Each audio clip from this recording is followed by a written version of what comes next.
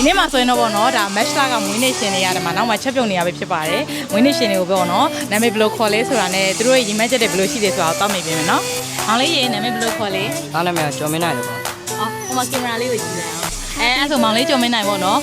ရွှေမင်းတင်မှာဆိုရင်အလုပ်ဝင်တာဘယ်လောက်ကြာပြီလဲပေါ့နော် လုံးဝတာတစ်လားကျော်လာပဲရှိတယ် ကိုချစ်တဲ့လူတွေကိုဗာပြောချင်လဲပေါ့နော် ဝင်းနေလို့ပြီးတော့အရန်ပြော့ပါတယ်အမေကတော့ပြောင်းထားမယ်လို့စိတ်ကြပါတယ် ကျွန်တော်နာမည်မောင်ကျော်စင်ဦးလို့ခေါ်ပါတယ် ခုလိုရွှေမင်းတက်ကစီစဉ်ပေးတာလေးကိုပေါ့နော်မောင်လေးအနေနဲ့ဘယ်လိုလေးခံစားရလဲပေါ့နော် ဟုတ်အဆင်ပြေပါတယ်ဘာဖြစ်လူမျိုးမွေးနေ့ကိုတီးမှတ်ပြုပြီးလုပ်ပြီးရတဲ့အတွက်လည်းရွှေမိတ်တွေကိုကျေးဇူးအများကြီးတင်ပါတယ် ဟိမင်းဆိုပါ အဲ့တော့မောင်လေးဟိမင်းဆိုပေါ့နော်အခုရွှေမင်းတင်မှာအလုပ်ဝင်တာဘယ်လောက်ကြာပြီလဲ 9လလောက်ရှိပါ တခြားပေါ့နော်ကိုချစ်တဲ့လူတွေကိုဗာပြောချင်သေးတယ် ဇာချစ်တဲ့လူအရန်တော့ပါမယ် အဖေရော ဘယ်လိုလဲရမ်းချစ်ပါတယ် ကျွန်တော်ပဲရှိုင်းနေထုံးမှာဒီမွေးနေ့မှာတော့ချင်းဟင်းရယ်ပြီးတော့ငရုတ်ရီကျက်ရယ်